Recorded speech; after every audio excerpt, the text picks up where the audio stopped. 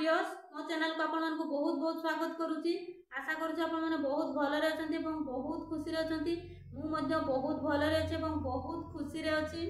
आपण माने प्रतिदिन वीडियो को देखुछंती, वीडियो को पसंद करुछंती, सेति पई मो हृदय आपण मानक बहुत बहुत धन्यवाद एवं कृतज्ञता ज्ञापन करुच्ची। यदि प्रथम थर पई नुआ करी मो वीडियो को देखुछंती किबा चैनल को विजिट करुछंती ताहले निहाती भाबरे चैनल को सब्सक्राइब कर देबे एवं निजर मतामत निहाती भाबरे जणाइबे। तो आसतु मु आज आपण मानक पई गोटे बहुत शक्तिशाली एवं प्रभावशाली संख्या बा नंबर नै कि आसीची, जहार प्रयोग द्वारा कि आपण माने निज निज जीवन रे बहु मात्रा रे बा प्रचुर मात्रा रे टंका उपार्जन करि परिबे एवं निजको बहुत बड़ धनवान रे परिणत करि पारिबे। तो जते बेले आपण मानकर जीवन रे टंकार बहुत आवश्यक पडुची बा अति टंकार अति जरूरी पडुची बा आपण माने जतेले निजको बहुत बड़ धनवान रे परिणत करिया पई चाहउछंती बा प्रचुर मात्रा रे जतेले धन उपार्जन करिया पई चाहउछंती सेते बेले आपण माने एई प्रभावशाली बा शक्तिशाली संख्या रो सदुपयोग करंतु एवं निजको बहुत बड़ धनवान रे परिणत करंतु एवं प्रचुर मात्रा रे धन उपार्जन करंतु। मु आज आपण मानकु एमिति एक संख्या बतैबा पई आसीची जो संख्या देहरे कि ग्रह नक्षत्र एवं सबु संख्यार शक्ति विद्यमान अछि एवं से सबु संख्यार शक्ति मध्य ताहा सेई संख्या देहरे रहिछि बा सेई जो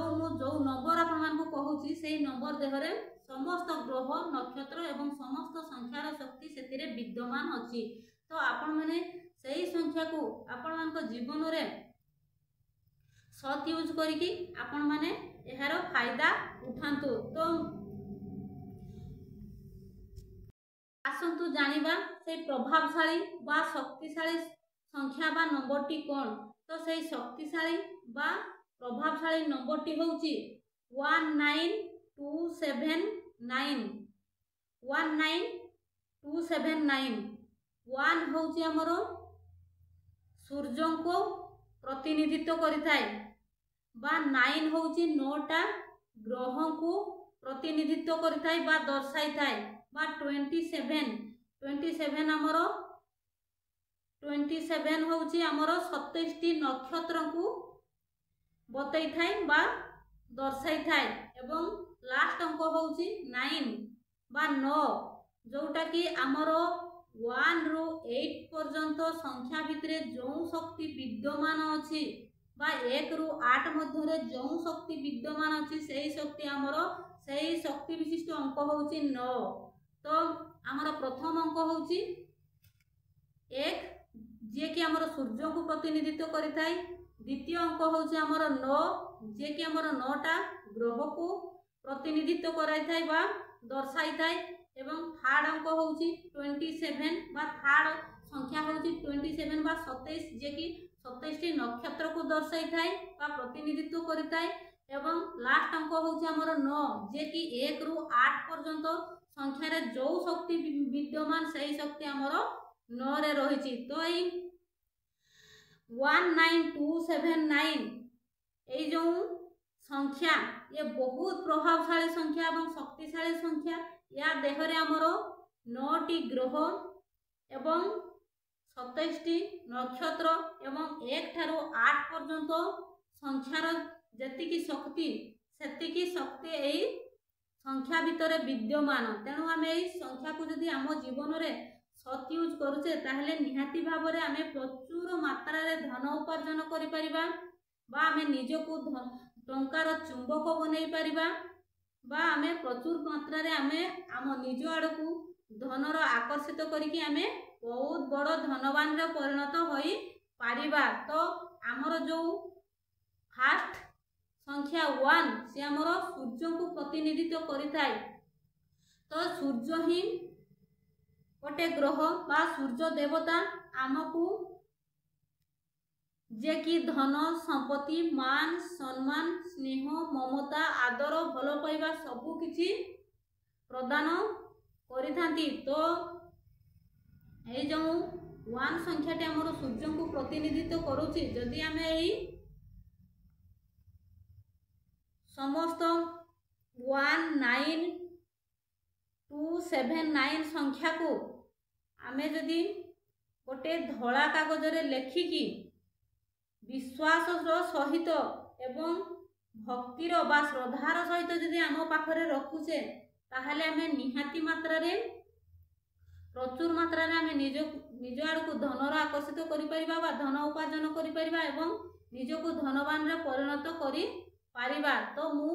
एबे आपण मान को बतैबी केमिति आपण ए 19279 संख्या को केमिति आपण लेखिबे एवं केमिति लेखिकी आपण निज पाखरे रखिबा द्वारा आपण मानकर एटा कार्य परिणत हेई परिबो बा आपण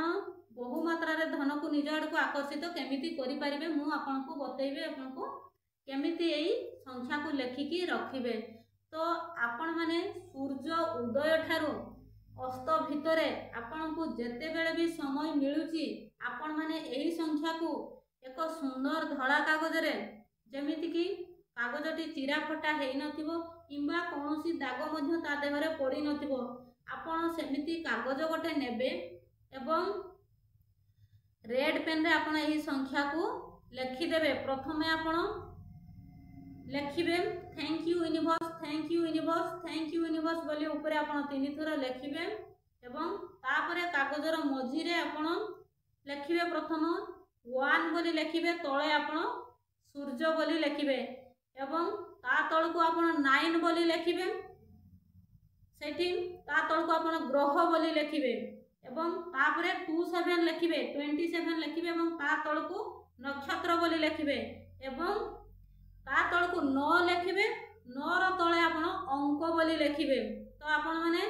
सूर्य उदय ठारू अस्त भितरे आपण सूर्य अस्त भितरे आपण को जेते बेले भी टाइम मिलुची आपण एई संख्या को लेखंतु एवं निज आड़ को फोल्ड करिवे लेखि सारी कि 4 थर फोल्ड करिवे पेपर को निज आड़ को आपण धरा जाओ आपण एमती गोटे पेपर रे लेखिले आपण एमती निज आड़ को एमती फोल्ड करिवे एमती निज आड़ को फोल्ड करिवे एवं आपण एई कागज को निज खाता भितरे किंबा निजर कोनोसी जोठी आपण खाता पत्र रखुचंती सेही टेबल ऊपर किंबा आपणकर जोठी ठाकुर घरे भी आपण रखि परिबे। आपण माने मझिरे मझिरे काढी ताको आपण माने जेते बेले आपण मानकर जरूरी पड़िबो टंकार अति आवश्यक पड़िबो सेते बेले आपण से जिंस को काढी की देखिबे। जदि आपण माने याकू रविवार दिन करूछंती सूर्य उदय हवा मात्रे करूछंती ताहले या बहुत शीघ्र कार्यकारी हेइताय नहले भी आपण जो बार रे हेले भी जो दिन हेले भी जो समय रे हेले भी आपण सूर्य उदय ठारू सूर्य अस्त मध्य रे ही आपण माने एई जिंस को लेखिबे अति विश्वास रो सहित एवं श्रद्धार सहित आपण माने लेखिबे काहे कि ना लॉ ऑफ अट्रैक्शन सबु बेले काम करि थाए आपण माने विश्वास करंतु कि न करंतु सबु बेले आपण आम मान को ऊपर ग्रह नक्षत्र मानकर मध्य प्रभाव पड़ी थाए। तो आपण माने जहाँ भी विश्वास रो सहित श्रद्धार सहित आपण माने करूछंती ताहाले नियति भाव रे आपण माने उपकृत हेई परिबे। जदि आपण माने 1% भी डाउट लगाउछंती हबो कि हबनी केबे हबो एमिति जदि केबे काहे कि केते बेले एई जदि आपण एई जो नेगेटिव वर्ड को प्रयोग करूछंती बा मन भीतर को आनुछंती हबो कि हबनी केबे हबो एई जो वर्ड आपण मन भीतर आनुछंती बा चिंता करूछंती एई जिंस जेमिति आपण प्रयोग करिवे नाही। जदि आपण 1% रे 1% भी आपण जदि डाउट लगाउछंती ताहले आपणकर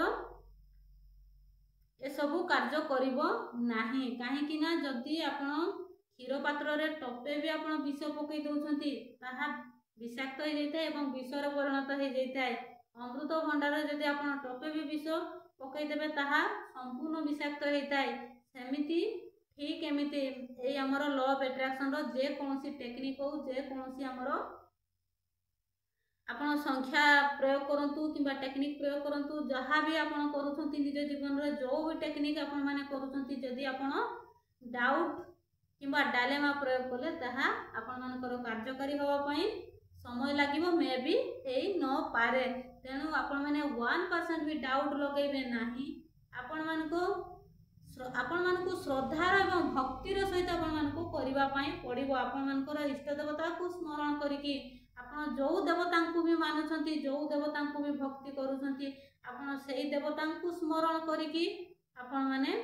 ଏଇ ପ୍ରକ୍ରିୟାକୁ କରିପାରିବେ। ତ ଆପଣମାନଙ୍କୁ ବହୁତ ସୁନ୍ଦର